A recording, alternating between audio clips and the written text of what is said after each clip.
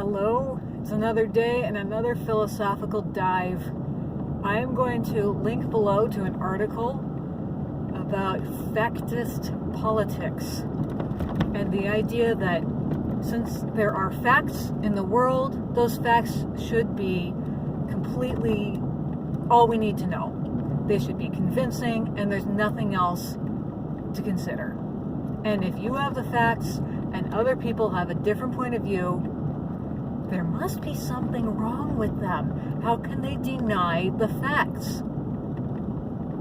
They must be science denialists. They must be idiots. They must be some variation of wrong, because the facts speak for themselves and there's nothing else to consider. So this is a pretty long article talking about why we still have different perspectives, even if there are facts. And the main conclusion is we are lacking in human connection right now. Have you sat down and talked to someone, preferably face to face, and asked them their experience and how their experience led them to their current position? We've talked about this before. I have talked about this before. It is so tempting to just plug everything into an equation and say, here's the right thing to do.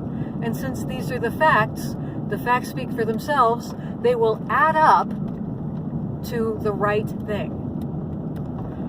But one of the factors that doesn't usually get put into the equation is your experience. Another is your values. You can't really quantify those things. And even if you could, they don't neatly fit into those equations. So you sit down and you talk to someone and you say, why do you think this is the right thing? And sometimes it comes down to, I trust the person who told me this. Sometimes it comes down to, I had this experience and I never want to do that again. And we're lacking those human connections right now. Big reason being, it's a lot less common to meet face to face. And when you do, a lot of times you don't actually have a face. It's like there's been every obstacle thrown in the path of trying to make human connections. But it's also superhuman difficult to try and make these connections. You have to listen to someone, lay aside all of your knowledge and experience, and listen without the goal of changing their mind.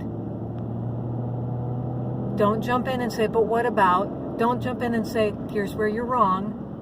Just listen. It is so hard, especially when you aren't face to face, when you can't see how this impacted them, when you can't see their whole face and see how it impacted them. I'm not very good at this. You may have gotten that impression from other videos that I've made. But when I am good at it, in another life, I sat down and counseled with women about their choices in childbirth. And I did get very good at listening to their story, listening to their experience, asking questions that were not leading, they were just clarifying, and helping them come away with their own conclusions without me saying, here's what you need to do. Because ultimately, I'm not the one who's going to live with the results. They are. It has to be their decision. So in that context, I saw how valuable it was to be face to face with the person, connect with them, and leave aside my own experience. We're not doing that right now. So I thought this article was really valuable, and I thought I would put it out there. The weird thing, though, is this guy falls into his own trap. I feel like we're living in a little bit of a time revisionist history, looking back and saying, oh, well, this is why this happened. Now we see it all clearly. One of his examples is that people didn't think that we should wear masks because Fauci came out right around a year ago and said, no one should be wearing masks right now. It might make you feel better, it might stop a droplet, but really you shouldn't be wearing masks. And then 2 months later, he completely reversed, and he admitted publicly that he had not told the truth before, because we were trying to save all the masks for medical workers, and now he's telling the truth. And so in this article, the author says, well, we know that there are people who didn't believe Fauci, and then they didn't believe him when he changed his mind. He should have just been honest the first time. And this isn't the only place I've seen this. Over and over the last couple of months, I've heard people say, if only Fauci had admitted what he was doing last April when he said we shouldn't be wearing masks, then more people would jump on board. Where do we start? Okay. First of all, when you publicly admit that you have previously not told the truth, and you say, well, pinky swear, spit shake, I promise up and down that I'm telling the truth now. Why do I believe you now? Why would I ever take you at your word again if you've admitted that you lied? I don't care which time he was telling the truth. He is not trustworthy. There's my experience in the world. He has been given way too much power, especially for someone whom nobody voted for. There's my experience in the world. But here's the author of this article saying, I know why you're hesitant over masks. I know why you think this is a political issue. It's because this one thing. And it's because we got more science. No, we didn't. We had politics. In that 2 months, we had politics. We had more people clamoring that the entire world be masked to make them feel safe. We had more people calling all kinds of businesses saying, I don't want to go there unless you enforce a mask mandate. We had more people calling up their state legislatures and begging for a statewide mandate. That's what happened. You really think that science suddenly flip-flopped from April to June of last year, when the prior decades had shown that masking the population was not worth the effort that was needed to make it happen?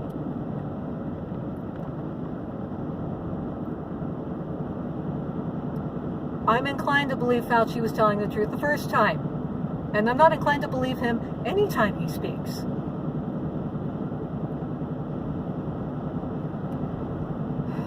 So, bottom line, listen to people, listen to their experiences, and even when you're trying to be empathetic, don't assume you know why they do what they do. There's more to it than that, in all likelihood.